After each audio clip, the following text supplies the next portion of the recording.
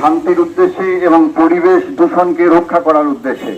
সেই হিসেবে উনি এখনো বর্তমানে যে বেরিয়েছেন মক্কা শরীফের উদ্দেশ্যে এই পরিবেশ দূষণকে রক্ষা করার জন্য বিভিন্ন জায়গায় উনি বৃক্ষরোপণ করছেন। শ্মশান বলেন, কবরস্থান বলেন, রাস্তার ধারে, মন্দিরের পাশে বিভিন্ন জায়গায় উনি বৃক্ষরোপণ করছেন। করতে করতে উনি মক্কা শরীফ যাবেন এই নিয়ত করে, এই উদ্দেশ্য করে উনি বের হয়েছেন। পরিবেশ রক্ষার বার্তা নিয়ে পায়ে হেঁটে মক্কা মদিনার উদ্দেশ্যে বেরিয়ে পড়ল এক যুবক। মনের অদম্য ইচ্ছা শক্তি নিয়ে 6টি দেশের ওপর দিয়ে প্রায় 250 দিনের পথ পাড়ি দিয়ে মক্কা মদিনায় পৌঁছাবে যুবক। এই যুবকের নাম হাবিবুল সর্দার, বাড়ি দক্ষিণ 24 পরগনার সুন্দরবন লাগোয়া জীবনতলা এলাকায়। হাবিবুল 2020 সালে নিয়ত করেছিলেন তিনি পায়ে হেঁটে মক্কা মদিনায় যাবেন। সেই নিয়ত সার্থক করতেই পরিবেশ রক্ষার বার্তা নিয়ে গত 27 এপ্রিল তার বাড়ি থেকে রওনা দেন হাবিবুল। সেই দিন তিনি এলাকার মানুষ ও বাচ্চাদের নিয়ে 500টি গাছ লাগিয়ে সকাল 10টা নাগাদ পথ চলা শুরু করেন। জীবনতলা থেকে ভাঙড় ডানকুনি হয়ে আরামবাগ এসে পৌঁছান তিনি। এদিন আরামবাগের মিয়াপাড়া মসজিদে বিশ্রাম নিয়ে পরের দিন সকালে ফের তিনি বেরিয়ে পড়বেন তার লক্ষ্যে। এরপর বাঁকুড়া, ঝাড়খণ্ড, পাঞ্জাব হয়ে পাকিস্তান হয়ে ইরাক, ইরান হয়ে মক্কা মদিনায় পৌঁছাবে সে। বর্তমান পরিস্থিতিতে দাঁড়িয়ে পাকিস্তানের সাথে ভারতের সম্পর্ক ভালো না হলে তিনি বিকল্প রাস্তা বেছে নেবার কোথাও ভেবে রেখেছেন হাবিবুল। হাবিবুলের এই উদ্যোগ দেখে হতবাক হচ্ছেন অনেকেই আবার গর্ববোধ করছেন। 27 এপ্রিল সকাল 10টার সময় 500 বৃক্ষ সাধারণ গরিব মানুষ বা স্কুলের বাচ্চাদের নিয়ে তাদেরকে বৃক্ষ করে রোপণ করে আমি আস্তে আস্তে মন্দির, মাদ্রাসা, শ্মশান সমস্ত জায়গায় আমি বৃক্ষরোপণ করতে করতে এসেছি। দেখুন, আমি 2020 সালে নিয়োগ করেছিলাম যে আমি পায়ে হেঁটে মক্কা মদিনায় যাব এবং পরিবেশ রক্ষার একটা প্রচার নিয়ে যাব। যেভাবে পরিবেশ নষ্ট হচ্ছে, পৃথিবী ভারসাম্য হারিয়ে ফেলছে, তো পুনরায় পৃথিবীকে ফিরিয়ে আনার জন্য এবং পরিবেশকে ফিরিয়ে আনার জন্য বৃক্ষরোপণ অতি অবশ্যই প্রয়োজন।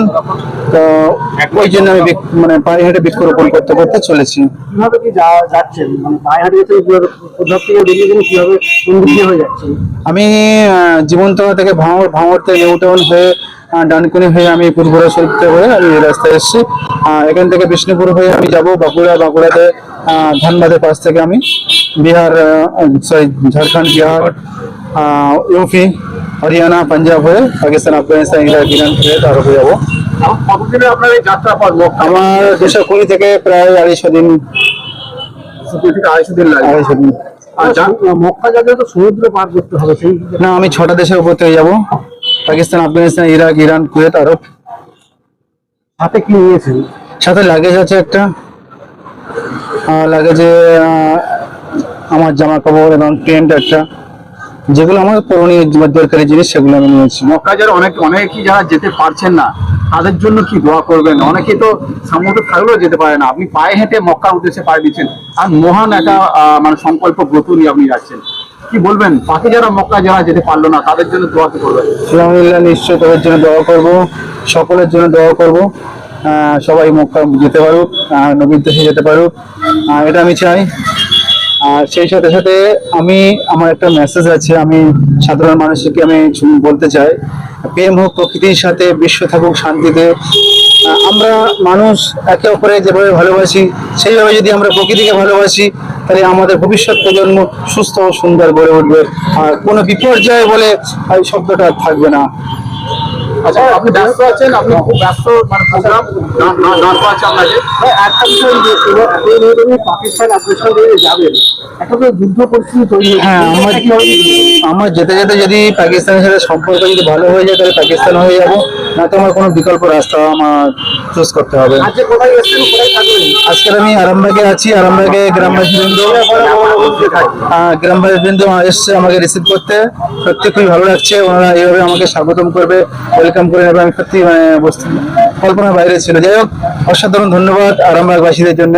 আপনার অসাধারণ ভালোবাসা রইল। হাবিবুল সর্দার, বাড়ির জীবনতলা, সুন্দরবন এরিয়া, জীবনতলা থানা বাড়ি।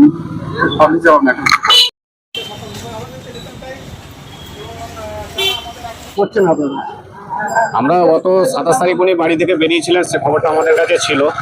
উনি ওই কলকাতা থেকে আপনার নিউ টাউন হয়ে আপনার ডানকুনি হয়ে ফুরফুরা শরীফে ছিলেন। ফুরফুরা শরীফে হুজুর পাকদের সঙ্গে উনি সাক্ষাৎ করে পায়ে হেঁটে আপনার চাপাডাঙ্গার উপর দিয়ে আরামবাগে আসছেন, সে খবরটা আমাদের কাছে ছিল।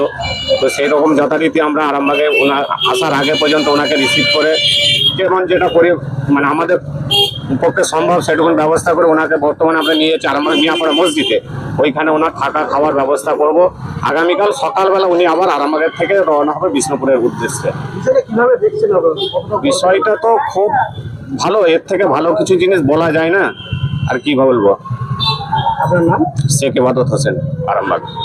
এখন আরামবাগেই রয়েছে প্রাণ আইভিএফ ফার্টিলিটি সেন্টার। নিঃসন্তান দম্পতিদের মুখে হাসি ফোটানোর বিশ্বস্ত প্রতিষ্ঠান প্রাণ আইভিএফ ফার্টিলিটি সেন্টার দক্ষিণবঙ্গের মধ্যে সর্ববৃহৎ এবং সর্বপ্রথম এআরটি গভর্নমেন্ট রেজিস্টার প্রাপ্ত আইভিএফ সেন্টার এখন আরামবাগেই। অল্প খরচে আইভিএফ পরিষেবা, বন্ধ্যাত্ব চিকিৎসার এক অভিনব অধ্যায়। প্রাণ আইভিএফ ফার্টিলিটি সেন্টার একেবারে অল্প খরচে পুরুষ ও মহিলার বন্ধ্যাত্ব পরীক্ষা, বন্ধ্যাত্ব চিকিৎসা সবকিছুই হয় আমাদের প্রতিষ্ঠানে। সুচিকিৎসার মাধ্যমে মা ও বাবা ডাক শুনতে পারবেন নিঃসন্তান দম্পতিরা। তাহলে আর দেরি কেন, আজই যোগাযোগ করুন প্রাণ আইভিএফ ফার্টিলিটি সেন্টারে। ঠিকানা বসন্তপুর, আমতলা, 2 নম্বর রেলগেট, আরামবাগ, হুগলি।